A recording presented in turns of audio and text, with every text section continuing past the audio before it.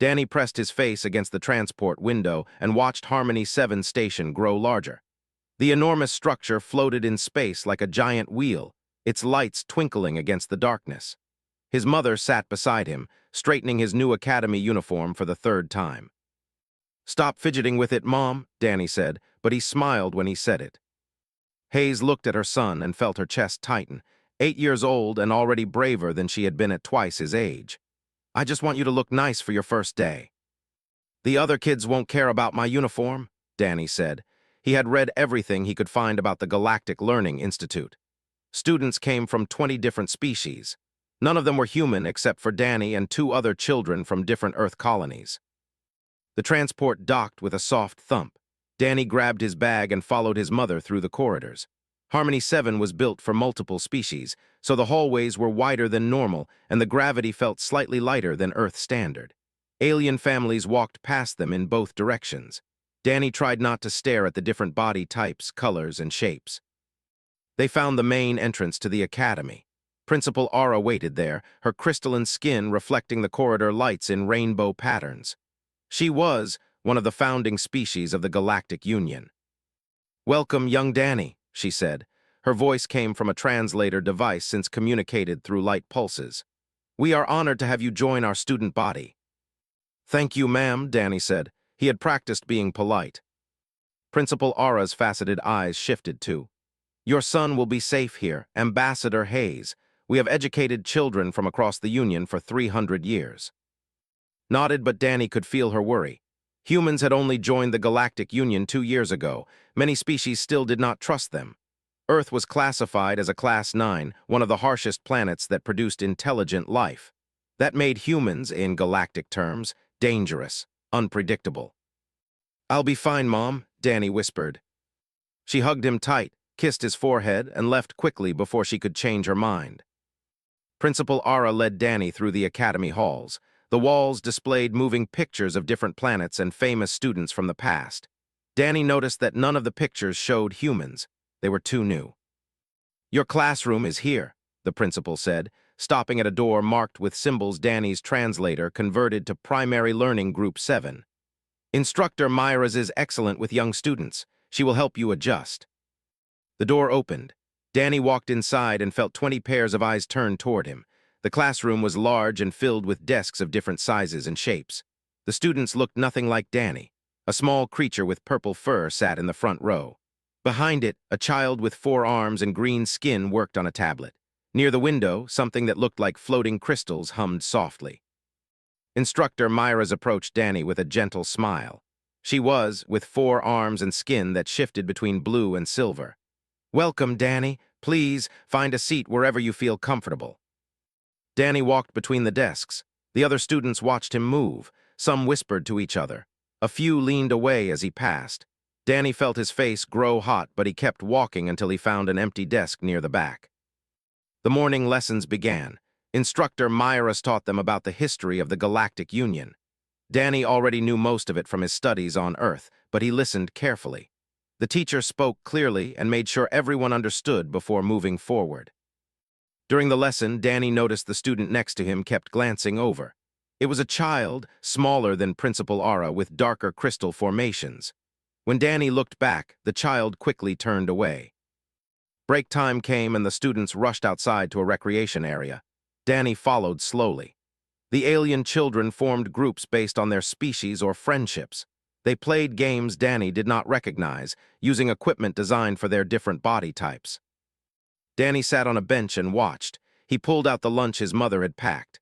A child nearby saw him eating and backed away quickly, pulling her friend with her. Danny heard her whisper something about food and dangerous chemicals. He looked down at his sandwich. It was just bread, cheese, and some vegetables from the station's human section. But he remembered learning that what humans could eat safely would poison many other species. Earth food came from a harsh world where even the plants had to be tough to survive. The break ended, and everyone returned to class. Instructor Myras began teaching them about different planet types and how species evolved to match their homes. She used Earth as an example. "Earth is a Class 9, she explained, displaying an image of Danny's home planet. "It has extreme weather, dangerous predators, toxic plants, and many diseases. Most Union species could not survive there without significant protection. The students stared at the image with wide eyes. One small creature made a frightened sound. But humans evolved there, Instructor Myras continued. They learned to adapt, to use tools, to work together against threats. This made them very resilient. Danny felt the other students looking at him. He tried to shrink in his seat. Resilient means dangerous, someone whispered from the front row. Instructor Myra's skin flashed with sharp colors, a sign of displeasure in. Resilient means strong and capable of survival. Those are admirable traits.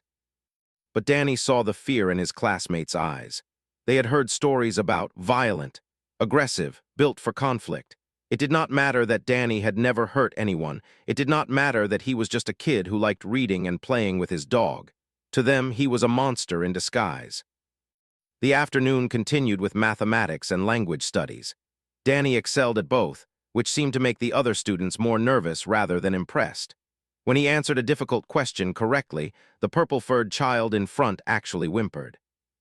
As the school day neared its end, an announcement crackled through the classroom speakers. Principal Ara's voice filled the room, but it sounded tense. Attention all students and faculty. We are implementing increased security protocols. There has been a reported incident at Research Station Omega-3. All personnel should remain alert and report any unusual activity.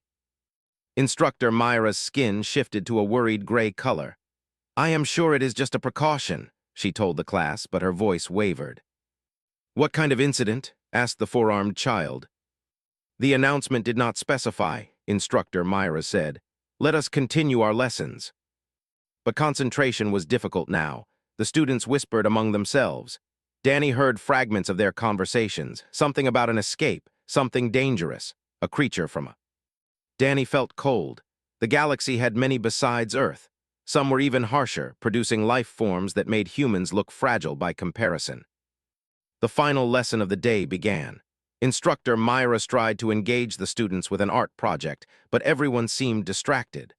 Through the classroom windows, Danny saw security personnel moving through the corridors outside. They carried weapons he did not recognize. Then the alarm started. A sharp, wailing sound filled the academy. Red lights flashed along the walls. The classroom door automatically sealed with a heavy thunk that made several students cry out. Lockdown protocol activated, the station computer announced in a calm voice that contrasted sharply with the alarms. All personnel must remain in current locations. Security teams are responding to a Level 5 breach. Instructor Myra's rushed to the door controls, her four hands moving quickly. Stay calm, children. Move to the back corner, away from the door and windows. The students scrambled from their desks. The alien children huddled together, their various forms of fear on display. The child was flashing rapid light patterns. The purple-furred creature had curled into a tight ball. The floating crystals had stopped humming and turned gray. Danny moved with them but stayed slightly apart. Even in crisis, they did not want him too close. Through the window, Danny saw security forces running past. They moved with purpose and weapons ready. One stopped briefly to look into the classroom, confirmed everyone was inside, then continued down the corridor. What is happening? Someone asked. A breach means something got in that should not be here, Instructor Myra said. She tried to keep her voice steady, but Danny could see her trembling. Evolved on a peaceful garden world with almost no predators. Violence and danger were foreign concepts to them. Another announcement cut through the alarms. Security alert. The escaped specimen has entered the education sector. All personnel are advised that the creature is extremely dangerous and should not be approached. It originated from Planet 9, a Class 10. Security teams are authorized to use necessary force. Class 10, Danny felt his stomach drop. That was higher than Earth, more dangerous, more deadly. The classroom fell silent except for the alarms. Every student stared at the sealed door, waiting. Instructor Myra's positioned herself between the children and the entrance, though everyone knew she could do nothing against a Class 10 creature. Then they heard it, a sound from the corridor outside. Heavy footsteps that shook the floor, something big, something powerful, something getting closer. The footsteps stopped right outside their door. Danny heard breathing, deep, rasping breaths that made his skin prickle. Through the small window in the door, he saw movement, a shadow too large to be any species he recognized. Then came the impact. The reinforced door buckled inward with a screech of tearing metal. The students screamed. The door held for a moment, then buckled again under another massive blow. Instructor Myra's skin flashed bright white with pure terror, but she spread all four arms wide, trying to shield the children behind her. The door gave way with a final, thunderous crash. Metal fragments scattered across the floor. In the doorway stood a creature from nightmares. It towered nearly 3 meters tall, its body covered in overlapping armored plates that looked harder than steel. Multiple limbs ending in razor-sharp claws scraped against the doorframe as it pushed through.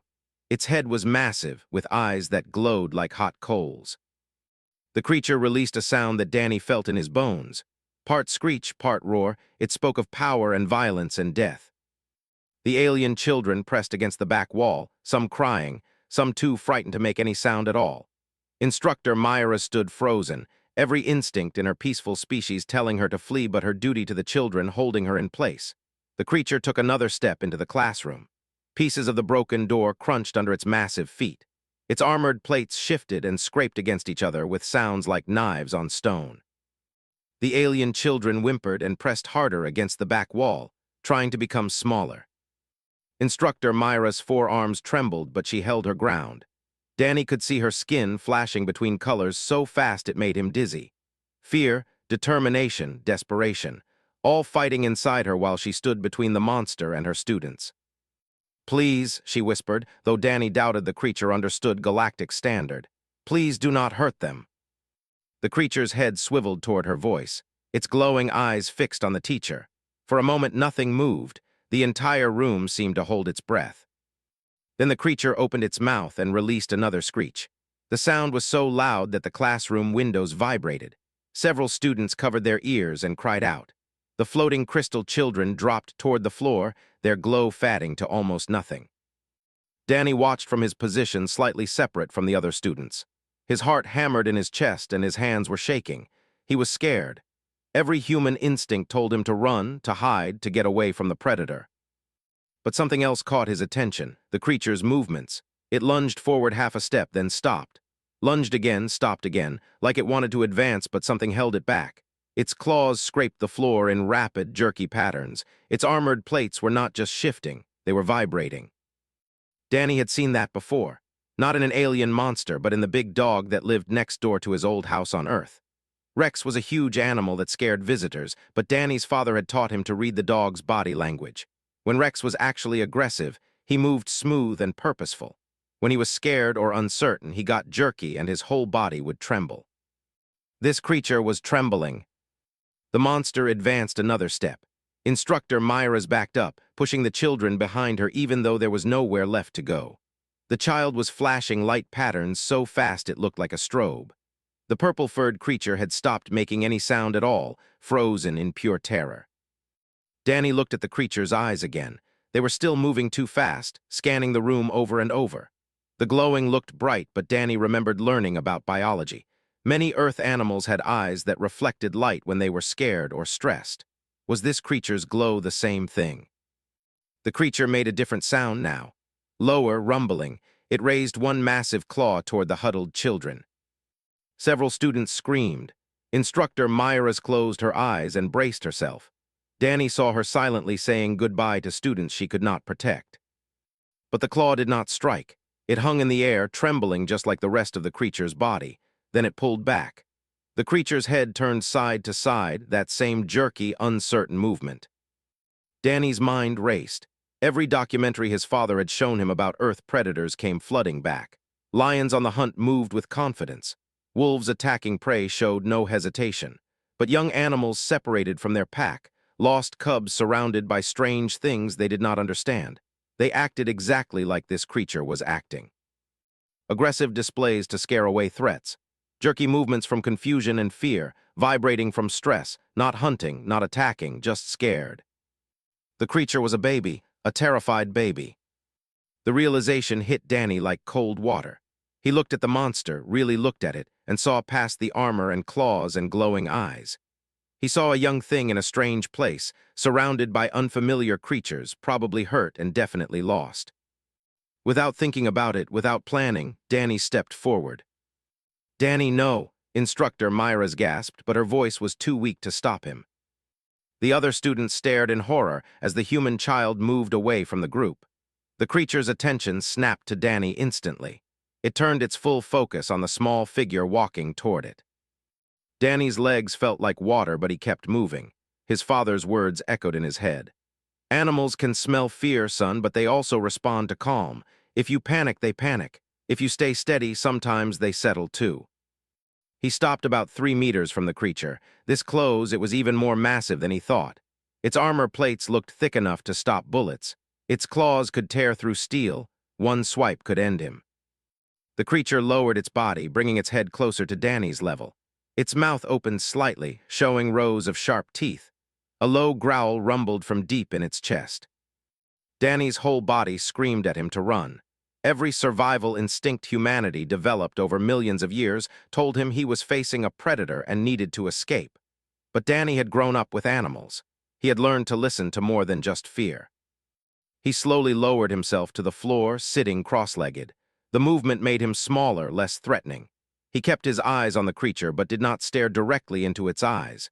Direct eye contact meant challenge in many Earth predators. Maybe it was the same here. "It's okay," Danny said softly. His voice shook, but he kept it quiet and gentle. "You're scared. I understand. This place is strange and everyone's acting weird around you." The creature tilted its massive head. The growling quieted slightly. Behind Danny, Instructor Myra's watched with her 4 arms pressed against her mouth. She had never seen anything like this. Her species had no framework for understanding what the human child was doing. It seemed like suicide. But Danny kept talking. "I bet you want to go home. I bet you miss your family. I miss mine too sometimes. It's hard being in a new place where everything's different." He remembered the lullaby his mother sang when he had nightmares. He started humming it quietly. The melody was simple, repetitive, soothing. His mother said it was an old Earth song from before humans went to space. The creature's vibrating slowed. Its eyes stopped moving quite so fast. It lowered its body closer to the ground, bringing its head down to Danny's level. "That's it," Danny whispered. "Nothing here wants to hurt you. We're all just kids, same as you." Slowly, carefully, Danny extended his hand. Palm up, fingers relaxed. Not reaching toward the creature, just offering. The same way he had offered his hand to Rex the dog, to the nervous cat at the shelter, to the injured bird he found in his backyard. The classroom held its breath. Every student watched in silence. Some had stopped crying just from shock at what they were seeing. The human child, the one they had feared and avoided all day, sat calmly before a Class 10 monster and hummed a lullaby. The creature stared at Danny's hand. Its own claw lifted slowly. Those razor-sharp points that could cut through metal moved with surprising gentleness. The claw extended toward Danny's palm. Instructor Myra's could not watch, but could not look away. This was impossible. Nothing in her training covered this situation. The galactic databases had no protocol for a human child making friends with a deadly predator. The creature's claw touched Danny's hand. The contact was feather-light. The sharp point rested against Danny's palm without breaking the skin. They stayed like that, connected, while Danny continued his soft humming. Then the creature made a new sound, not a screech or roar or growl, something softer, a kind of chirping whistle that seemed wrong coming from such a massive, armored form. Danny recognized that sound too. Baby animals made those noises when seeking comfort. He had heard similar sounds from puppies, kittens, even birds. "You're just lonely," Danny said. "And scared, me too. First day at school and I don't have any friends yet either." The creature's body lowered further until it was lying on the classroom floor. Its massive form should have been threatening, but somehow it looked small now. Vulnerable. It kept that one claw touching Danny's hand while it curled its body into a protective circle. Around the circle, the creature's armored plates began to glow with a different light. Not the harsh glowing of its eyes, but a softer, warmer color, like firelight. The glow pulsed gently, rhythmic, almost like a heartbeat. Danny kept humming. He moved his other hand slowly and rested it on the creature's nearest plate. The armor felt warm under his palm. The classroom door, or what remained of it, suddenly filled with armed security forces. They wore heavy combat armor and carried weapons that hummed with charging energy. The team leader raised her weapon, targeting the creature's head. "Don't move, human child," she commanded. "We have a clear shot." No, Danny said, louder than he intended. Don't shoot, it's not attacking anyone. That creature is classified as extremely dangerous, the team leader said. We have orders to neutralize it. It's a baby, Danny insisted. It's scared and lost, shooting it won't help. The security team hesitated. They could see the creature lying calmly beside the human child, its plates glowing with that warm light. Nothing in their training covered this scenario either. More footsteps in the corridor outside. Principal Aura pushed through the security team, her crystalline form flashing with urgent patterns. Behind her came a human man Danny did not recognize, wearing the insignia of a galactic researcher. Hold your fire, the man ordered. I'm Dr. Xenobiology Specialist. I've been tracking this juvenile. Doctor stepped carefully into the classroom, his eyes fixed on the creature beside Danny. This is incredible, he breathed. No adult has gotten this close without triggering its defense response. The human child calmed it somehow, Instructor Myra said. Her voice was still shaking. I do not understand how. Doctor knelt down a few meters away, studying the scene. The juvenile is from 9. They're highly intelligent, extremely protective of their young, and very dangerous when threatened. But this one is just a baby, taken from its family before proper first contact protocols were established. Why is it glowing like that? Principal Aura asked. That's a comfort response, Doctor explained. Adults produce that glow to soothe their young. I've never seen a juvenile do it before, but the behavior might be instinctive when it feels safe. Danny continued humming his mother's lullaby. The creature's eyes were half closed now, its breathing slow and steady. Can you sedate it, Doctor? The security team leader asked. With the child's help, yes, Doctor said. He looked at Danny. What's your name, son? Danny, sir. Danny, I need you to keep doing exactly what you're doing. Keep the juvenile calm while I prepare a sedative. Can you do that? Danny nodded. His arm was getting tired from holding it out and his heart was still racing, but he was not going to move. Doctor pulled out a medical kit and prepared an injection. This is pheromone-based. It mimics what the juvenile's mother would produce to help it sleep. It won't hurt it. The preparation took several minutes. Throughout it all, Danny sat with the creature, humming and occasionally speaking soft words of comfort. The other students watched in amazement. This human child who they had feared, who they thought was dangerous just for being from Earth, was showing more courage and compassion than any of them. Doctor approached with the injection ready. Keep it calm, Danny. The doctor pressed the injector against the creature's thick armor. There was a soft hiss as the medication delivered.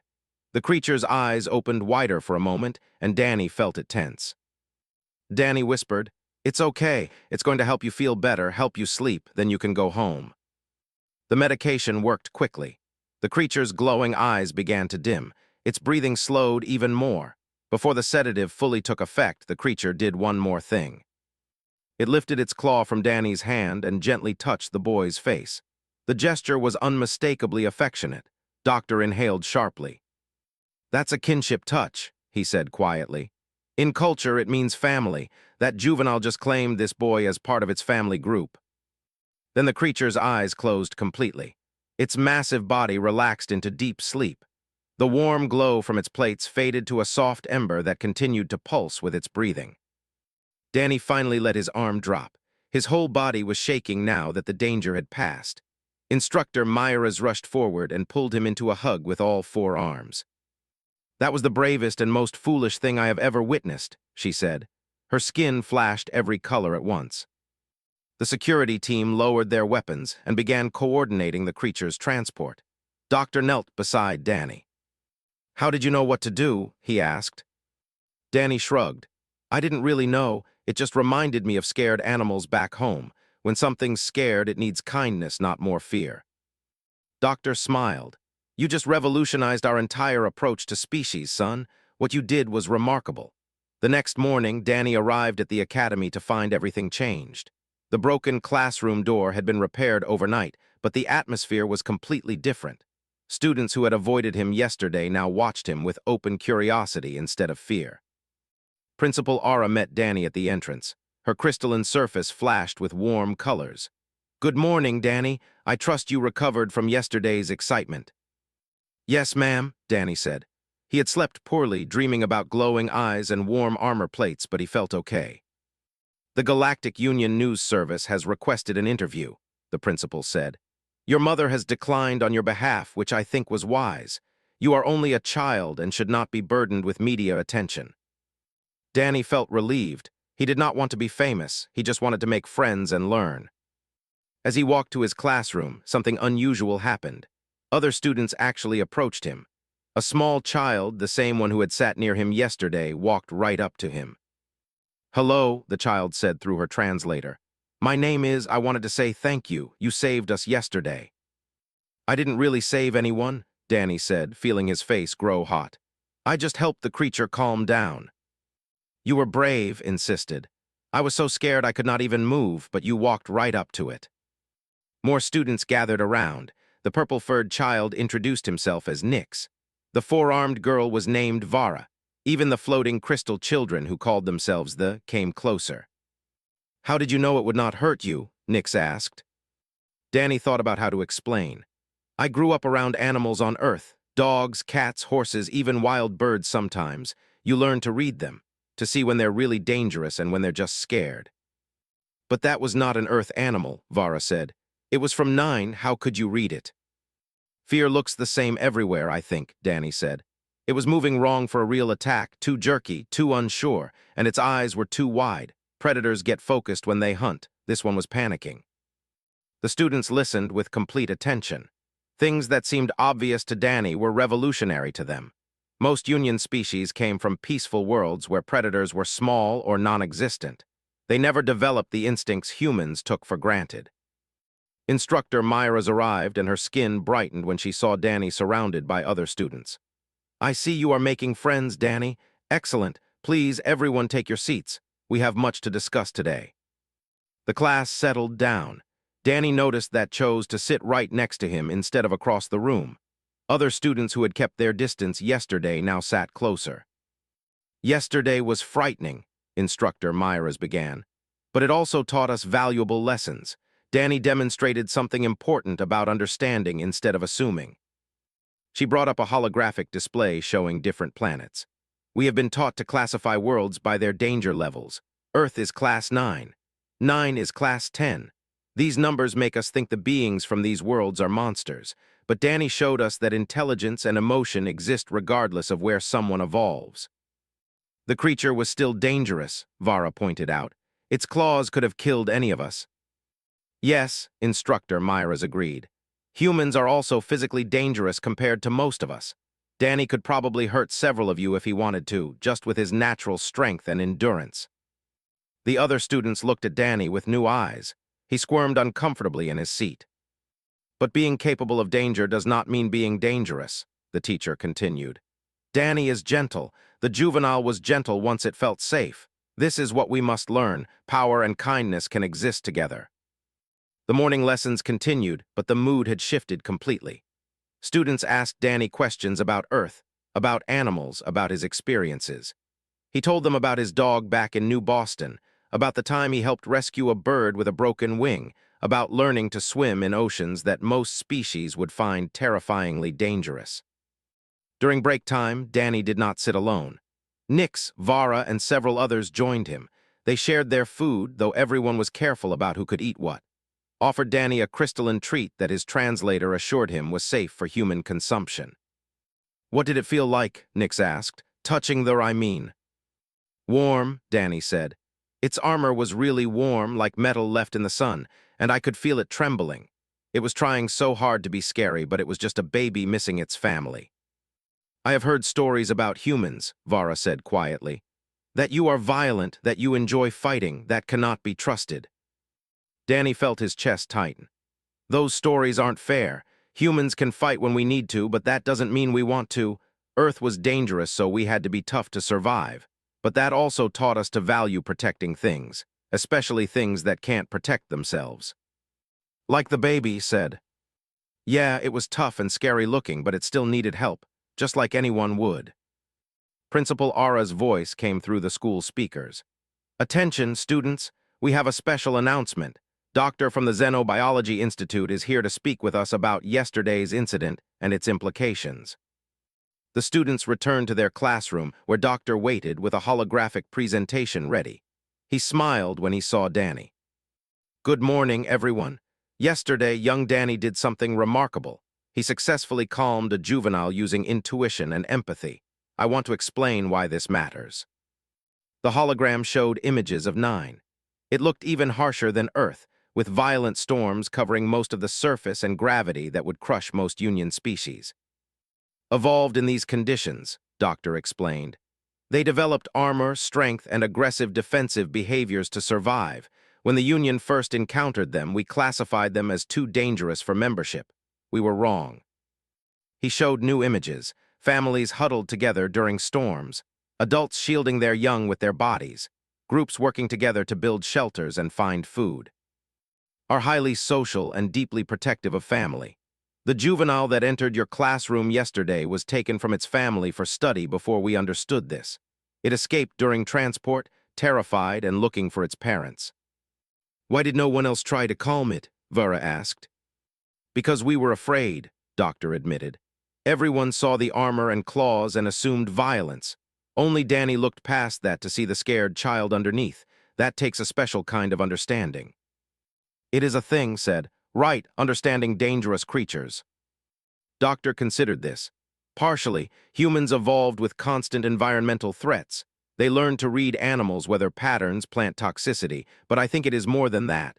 Danny also has empathy. He saw something suffering and wanted to help, even at personal risk. That is not just survival instinct, that is compassion. The presentation continued with information about the species. Doctor explained that because of Danny's intervention, the juvenile had been reunited with its family. The government, which had initially opposed contact with the Union, was now reconsidering. They were impressed that a child from another showed their baby kindness, Doctor said. In culture, protecting another's young creates powerful bonds. Danny's actions may have opened diplomatic channels that were closed before. After Doctor left, the students spent the afternoon discussing what they had learned. Instructor Myra's encouraged them to think about their own assumptions and prejudices. "I was afraid of Danny when he first arrived," Nix admitted. "I am ashamed now. I judged him for being human without knowing him." "I did the same," Vara said. "My parents warned me they said to stay away from them." Danny appreciated their honesty even though it hurt to hear.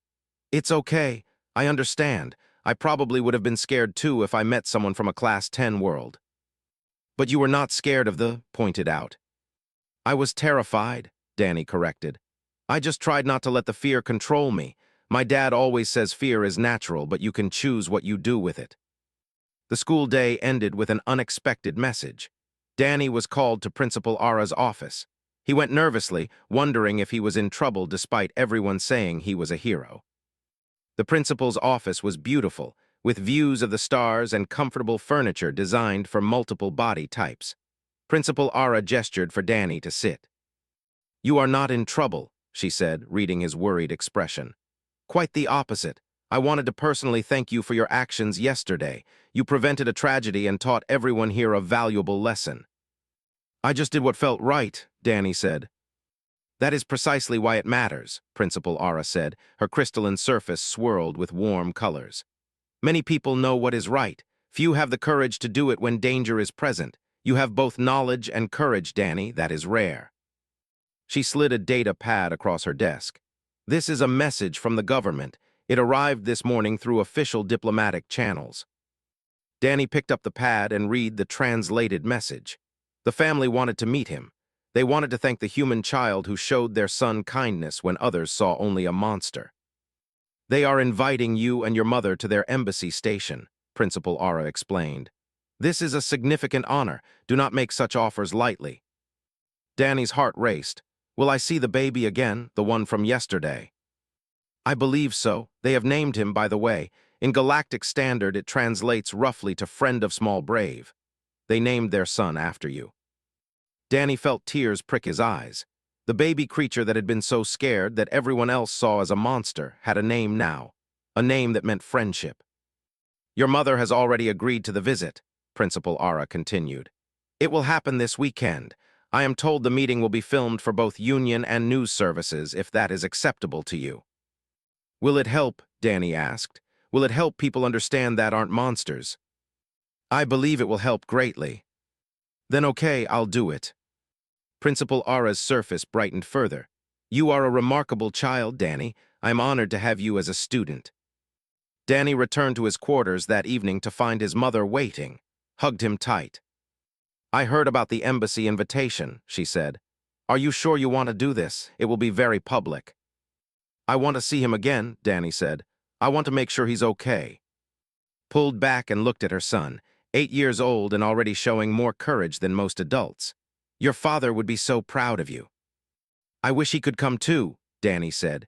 His father was still on Earth, working at the Colony Development Office. The family could only afford to send Danny and his mother to Harmony 7 for now. We'll send him videos, promised. He'll see everything. That night, Danny lay in bed and thought about the past 2 days. He had been so nervous about starting school, about being the only human, about being rejected and feared. Now he had friends. He had helped save lives. He was going to meet a family and maybe help 2 species understand each other better. The rest of the week passed in a blur. Danny found himself at the center of attention throughout the academy, though he tried to stay humble about what had happened. Students from other classes approached him during breaks, asking questions about Earth and how he learned to understand animals. Some teachers even invited him to their classes to share his experiences. But the most meaningful changes happened in his own classroom. Became his closest friend, sitting beside him during every lesson. She explained culture to him, how her people communicated through light patterns that carried more information than simple words. In return, Danny taught her about Earth animals and showed her pictures of his dog from the database his mother maintained. Nix and Vara joined their growing group. Nix was shy but loved mathematics, while Vara excelled at art despite only having 4 arms where her species typically had 6. She had been in an accident as a young child, and the missing limbs made other students treat her differently. She understood what it felt like to be judged for being different. The 4 of them formed a study group, working together on assignments and helping each other understand difficult concepts. Danny discovered that while he was good at reading situations and solving practical problems, his friends were better at abstract thinking and complex calculations. They balanced each other perfectly. On Friday afternoon, instructor Myers announced a new addition to the curriculum. Starting next week, we will be learning about cross-species communication and cultural understanding. The recent incident showed us how important these skills are. She looked directly at Danny. We will be studying how different evolutionary backgrounds create different ways of thinking and perceiving danger.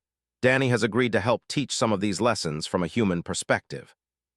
Danny felt his face flush red as the other students applauded. He was not comfortable being treated like an expert, but he understood why it mattered. If his experience could help others understand each other better, it was worth the embarrassment. After school, Danny's mother took him shopping for the embassy visit. They needed formal clothing appropriate for an official diplomatic meeting. The station's human quarter had limited options, but they found a simple suit that fit Danny well enough. Nervous, asked as they walked back to their quarters. A little, Danny admitted. What if I say something wrong? What if I mess up the diplomatic stuff? You won't, assured him. They invited you because you were genuine and kind to their child. They don't expect you to be a perfect diplomat. They just want to meet the boy who helped their son. What if he doesn't remember me? Squeezed his hand. I don't think that's possible. Doctor said the kinship touch is deeply meaningful to that baby claimed you as family. He'll remember.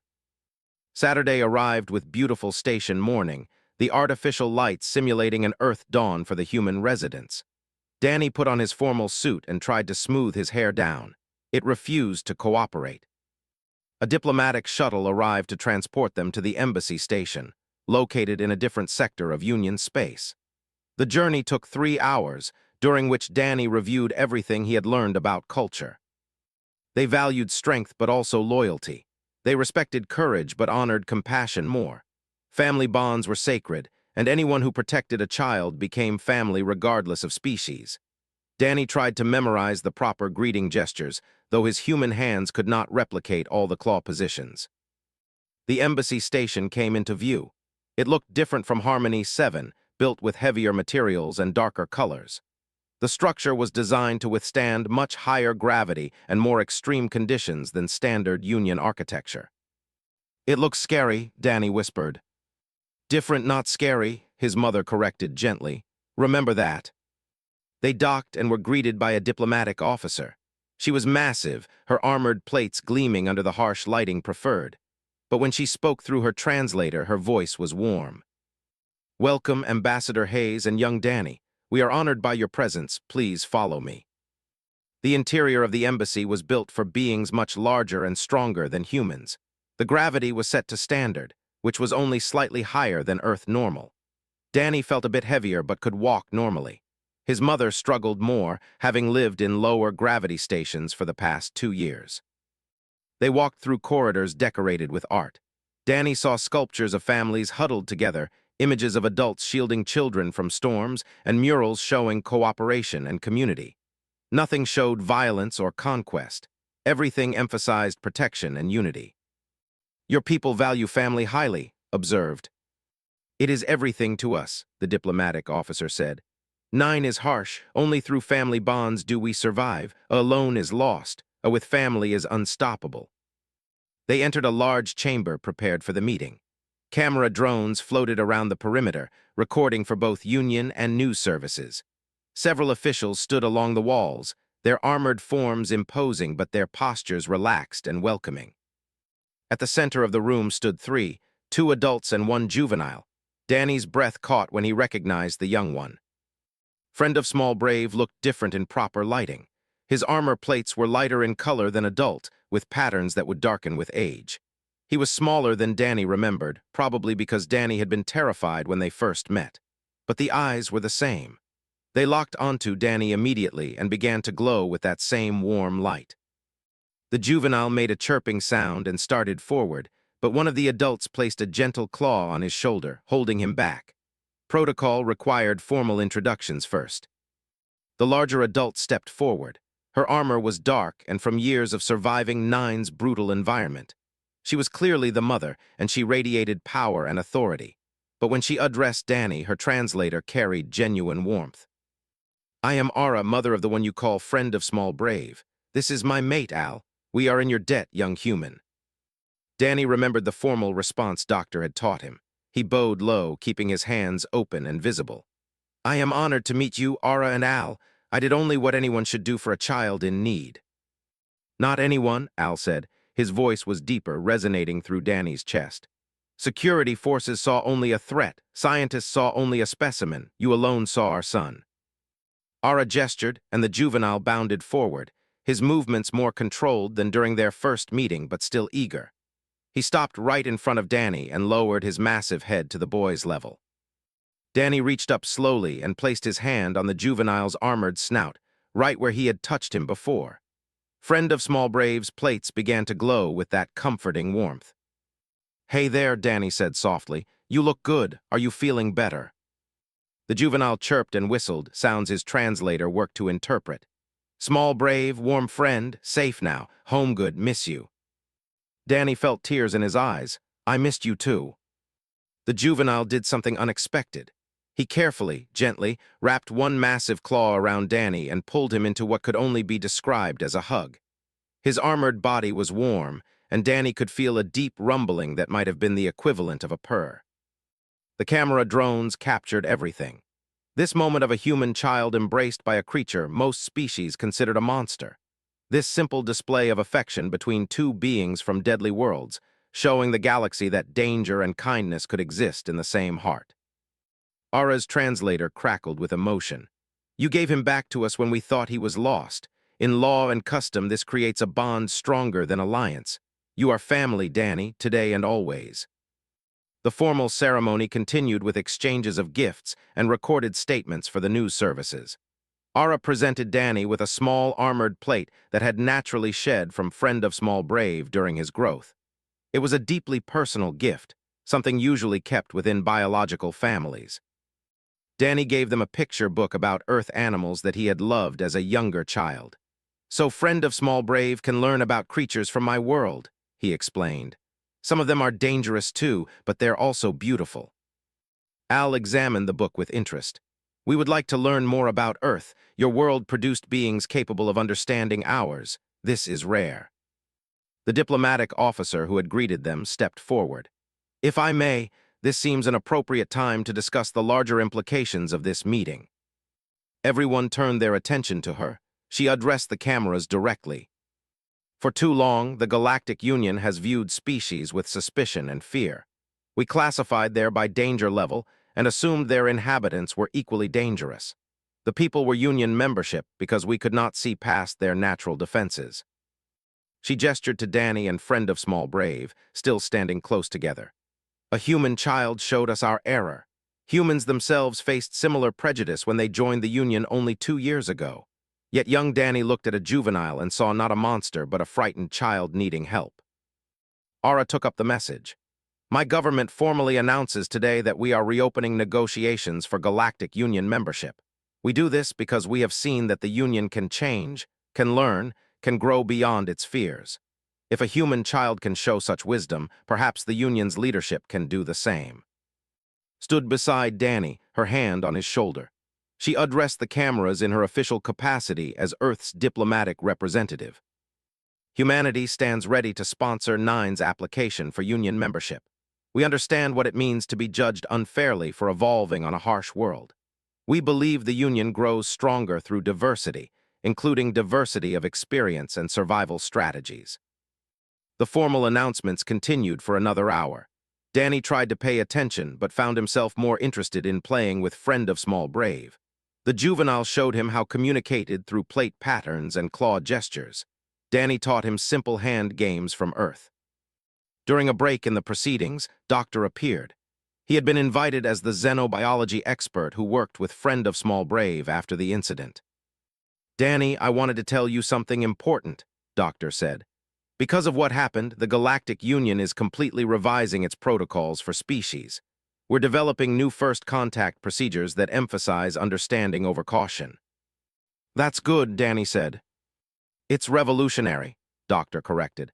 You've changed how the entire galaxy thinks about danger and intelligence. Research institutions are scrambling to recruit human consultants for studies. Your people's ability to read and understand predatory behavior is being recognized as a unique skill set. We're not the only ones who can do it, Danny protested. I bet lots of species could learn if they tried. Perhaps, Doctor agreed. But humans learned it through necessity, through millions of years of evolutionary pressure. That gives you insights others have to study academically. Both approaches have value. The day's events concluded with a shared meal. The embassy had arranged for food safe for human consumption alongside traditional dishes. Danny sat between his mother and Friend of Small Brave, feeling comfortable despite the formal setting. Al asked Danny questions about Earth, genuinely curious about the planet that produced such resilient people. Danny told stories about oceans and mountains, deserts and forests, all the varied environments that humans had learned to survive. Your world taught you adaptation, Al observed. Ours taught us strength. Perhaps together our peoples can teach the galaxy that survival creates wisdom, not just violence. As the meal ended, Ara presented one final surprise. We have something to show you, young Danny, a gift from our people to yours. She activated a holographic display showing a beautiful structure being built on Nine. It looked like a school, with architecture blending and human design elements. This will be the first joint human academy, she explained, where children from both our worlds will learn together. We are calling it the Institute if you and your family permit. Danny's eyes went wide. You're nomming a school after me. After the bridge builder, Ara corrected. After the child who looked past fear to find friendship, we hope this school will produce many more like you. The journey back to Harmony 7 felt dreamlike. Danny held the shed armor plate from Friend of Small Brave carefully, treasuring this piece of his friend. His mother was quiet, processing everything that had happened. Do you understand what you've done? She finally asked. I helped a scared kid, Danny said simply. Monday morning brought unexpected changes to the academy. When Danny arrived at his classroom, he found it had been moved to a larger space. The student roster had expanded too, with new enrollments from species that had previously avoided the school. Principal Ara explained during the morning assembly. In light of recent events, many families have requested transfers to our academy. They want their children to learn in an environment that values understanding over fear. We are honored to welcome 32 new students this week. Danny sat with Nix and Vara, watching as the new students filed into the assembly hall. He recognized some species from his database studies, but others were completely unfamiliar. Several looked as nervous as he had felt on his first day. One new student caught his attention immediately. She was small, covered in silver scales with large eyes that blinked horizontally. She moved carefully as though afraid of taking up too much space. Other students gave her a wide berth. After the assembly, Danny approached instructor Myra's. "Who's the new student with the silver scales?" "That is Lyra," the teacher said. "She is from Nexus 5, a Class 8. Her family specifically requested enrollment here after seeing the news coverage of your encounter with Friend of Small Brave." "She looks scared," Danny observed. "She has faced much prejudice," instructor Myers admitted. "Her species is venomous.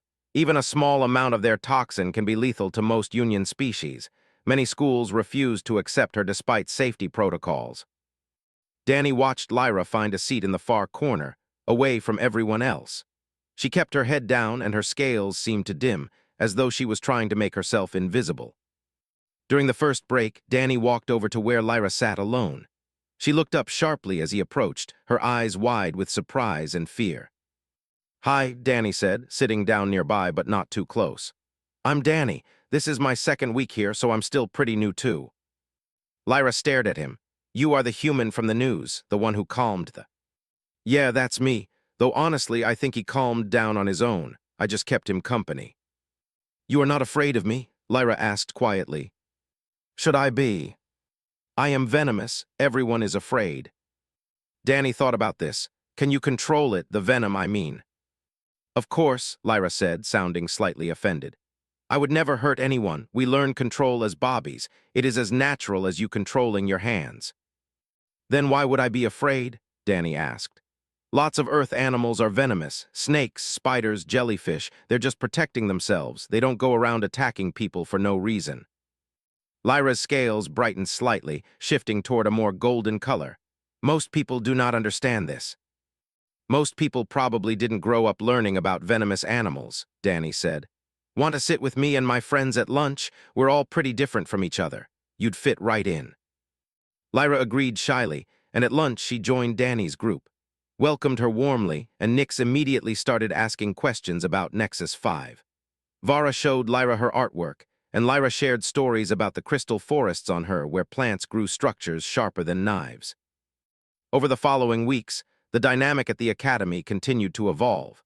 The story of Danny and Friend of Small Brave had spread across Union space, sparking conversations about prejudice and understanding. More families began enrolling their children in schools that had previously rejected them. Principal Ara developed new curriculum focusing on cross-cultural understanding and evolutionary diversity.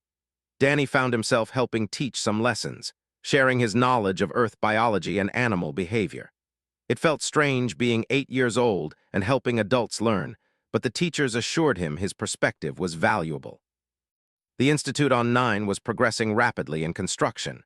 Danny received regular video updates from Friend of Small Brave, showing the building taking shape.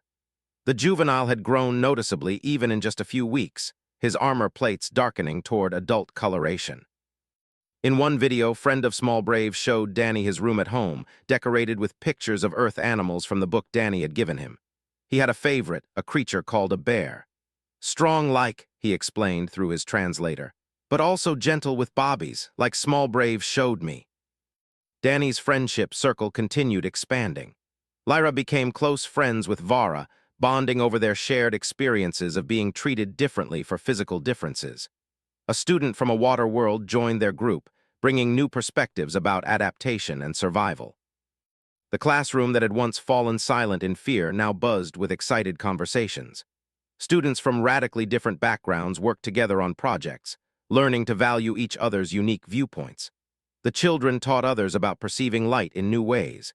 Exchange students, inspired by Friend of Small Brave's story, explained their culture's emphasis on family and protection. One afternoon, instructor Myers announced a special project. We are going to create a documentary about diversity and understanding. Each of you will interview another student from a very different background and learn their story. The goal is to find common ground despite obvious differences. Danny partnered with a new student named Elle, who had recently arrived as part of the growing cultural exchange. They spent hours talking about their respective worlds, finding unexpected similarities. On 9, we have storms that can tear buildings apart, Elle explained. Families huddle together and wait for them to pass. Does Earth have anything like this? Hurricanes, Danny said, and tornadoes. My grandmother lived through a big hurricane once. She said the scariest part was the waiting hopping your house would hold. Yes, exactly, Elle agreed. Different worlds, same fear, same hope. Their documentary segment focused on how harsh environments created similar values in different species. The need for cooperation, the importance of protecting the vulnerable, the balance between strength and compassion. Other students created equally powerful segments, and a student from a tidally locked world explored how different day-night cycles shaped cultural concepts of time and change. Lyra and Nix discussed how being feared for natural defenses created shared experiences of isolation and the joy of finding acceptance. The completed documentary was shown to the entire academy and later broadcast on Union educational networks. It sparked discussions in schools across Union space about teaching diversity and understanding rather than classification and caution. 3 months after his first day at the academy, Danny received another message from the embassy. The institute was complete and ready for its opening ceremony. Aura requested that Danny and several of his friends attend as honored guests. Principal Aura approved the trip, and Danny found himself on a transport to 9 with Nix, Vara, and Lyra. His mother accompanied them as official Earth representative, but this felt less like a diplomatic mission and more like visiting friends. 9 was as harsh as described. Even through the transport's protective viewports, Danny could see massive storms churning across the surface. The settlement where they landed was built into mountain fortifications, structures designed to withstand the planet's fury. Friend of Small Brave met them at the landing platform. He had grown significantly, now standing eye-to-eye with Danny instead of lowering his head. His armor had darkened, and his movements showed more confidence. Small Brave, he called out, then seemed to remember formality. I mean, Danny, welcome to my world. Danny laughed and hugged his friend, no longer frightened by the armored plates and sharp claws. You've gotten big. Growing strong, Friend of Small Brave agreed. Come, I show you the school, it is amazing. The institute blended human and architecture beautifully. Wide corridors could accommodate size, while classroom spaces adapted to smaller species. The gravity was adjustable in different sections, allowing students from various worlds to learn comfortably. But the most impressive feature was the philosophy embedded in every design choice. Classrooms were arranged to encourage mixing rather than separation. Study areas included spaces for different communication styles. The playground equipment worked for multiple body types, requiring cooperation and adaptation. This is incredible, said touring the facilities with Aura. You've created something truly new here. We learned from watching your son, Aura said. He did not see differences as barriers but as opportunities to understand. We built this school on that principle. The opening ceremony drew representatives from across the Union. Students from both Earth and 9 filled the assembly hall, nervous but excited. Danny sat on the stage with Friend of Small Brave, feeling overwhelmed by the attention. Al spoke first, his deep voice carrying through the hall. This institute represents a new path for our people. For too long, isolated ourselves because others feared us. We return that fear with suspicion. This cycle could have continued forever. He gestured to Danny. One human child showed us another way. He saw my son not as a monster, but as a person. That simple act of seeing created ripples that brought us here today. Spoke next, representing Earth. Humanity knows what it means to be judged harshly for surviving harsh conditions. We know the pain of being called dangerous simply for being strong. This school represents our commitment to building bridges rather than walls. Principal Aura, who had traveled to attend the ceremony, added Union perspective. The Galactic Union was founded on principles of cooperation and understanding, but we had grown comfortable, surrounding ourselves with similar species from gentle worlds. The Institute reminds us that true strength comes from diversity, including diversity of survival experiences. Then it was Danny's turn to speak. He had prepared remarks, but they felt too formal, too grown-up. Instead, he spoke from his heart. "I was really scared on my first day at the academy," he said. "I thought everyone would hate me for being and some people were scared of me, which made me sad." He looked at Friend of Small Brave. "Then I met someone even more scared than me, someone who everyone said was dangerous. But I looked at him and saw he was just lost and wanting his family. And I realized that being dangerous and being kind aren't opposites. You can be both." Danny gestured to include all the students in the hall. "Everyone here is different. We come from different worlds with different gravity and different air and different everything. But we all want the same things. We want to learn. We want friends. We want to be understood instead of feared." He paused, gathering his thoughts. "This school has my name on it, but it's not really about me. It's about all of us choosing to see each other as people first. That's all I did with my friend here. I saw him as someone who needed help, not as something scary. Anyone could have done that. I hope everyone will." The ceremony continued with student performances and cultural displays. Young demonstrated their traditional protective formations, moving in coordinated groups that showcased both individual strength and collective care. Human students shared songs from Earth, voices blending in harmonies that resonated through the hall. Created a light display using her abilities, patterns that told stories of different species learning to communicate. Lyra spoke about overcoming fear of being feared, her voice steady and proud.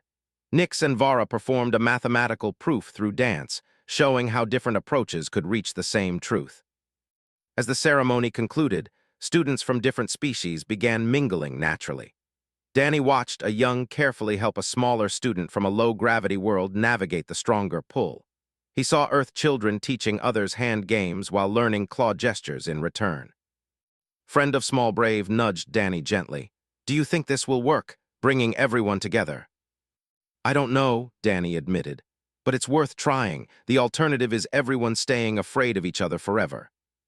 "When I was lost in that station, I was so scared," Friend of Small Brave said.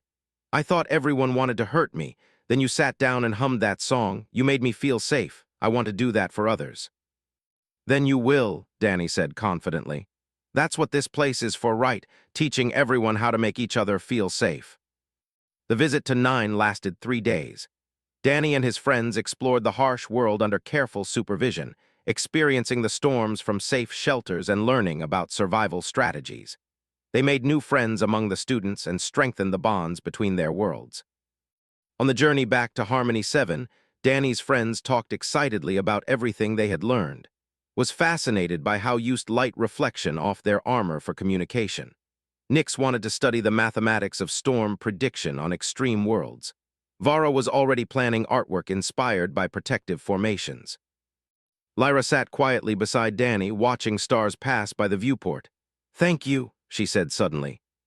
"For what?" Danny asked. "For showing me that being different does not mean being alone. When you welcomed me that first day, when you were not afraid, you changed my life." "You're my friend," Danny said simply. "That's what friends do." Back at the academy, life continued with new energy and purpose. The documentary about diversity had inspired other schools to adopt similar programs.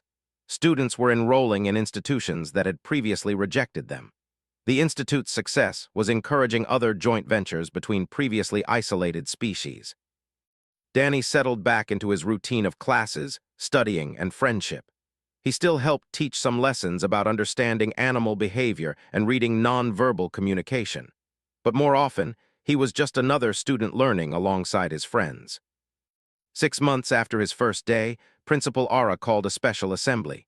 She announced that the Galactic Union had formally admitted 9 as a full member species. The vote had been overwhelmingly positive, a stark change from just a year earlier when membership had been considered impossible.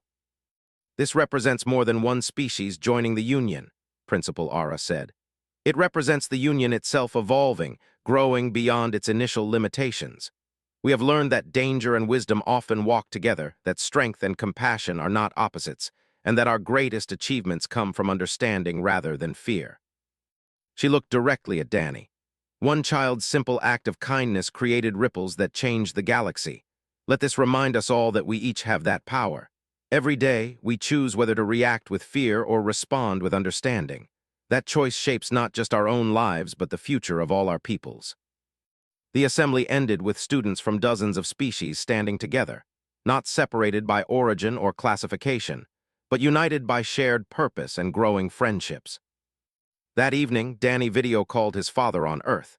He had so much to share about the institute opening and Nine's union admission. "I'm so proud of you, son," his father said, his voice thick with emotion. "You're doing amazing things." "I just helped a scared kid," Danny said, repeating what had become his standard response. "You did much more than that," his father said. "You showed the galaxy what humanity can be, not conquerors or warriors, but bridge builders and peacemakers. You proved that coming from a harsh world doesn't make you harsh. It makes you understand others who struggled." After the call ended, Danny stood at the window of his quarters looking out at the stars. Somewhere out there was Earth, his where life was hard and creatures were tough. Somewhere else was Nine, equally harsh and equally beautiful. And scattered throughout the galaxy were countless other worlds, each with their own challenges and peoples. He thought about the classroom that had fallen silent when Friend of Small Brave first arrived. How fear had gripped everyone, including himself. How that fear could have led to tragedy. But instead, fear became understanding. A monster became a friend. And that friendship sparked changes that were still rippling outward, touching lives across the Union. Danny smiled and returned to his desk where homework waited. Tomorrow would bring new lessons, new challenges, new opportunities to build bridges between different worlds. He had friends now, real friends who saw him as Danny rather than as a hero. The galaxy was vast and complex, filled with differences that could divide or unite depending on how people chose to respond. Danny understood now that his role wasn't to be perfect or to have all the answers. It was simply to keep choosing understanding over fear, kindness over suspicion, and seeing people rather than categories. The classroom had fallen silent when a monster sat beside the human child. But what followed was a conversation that taught the galaxy its most important lesson.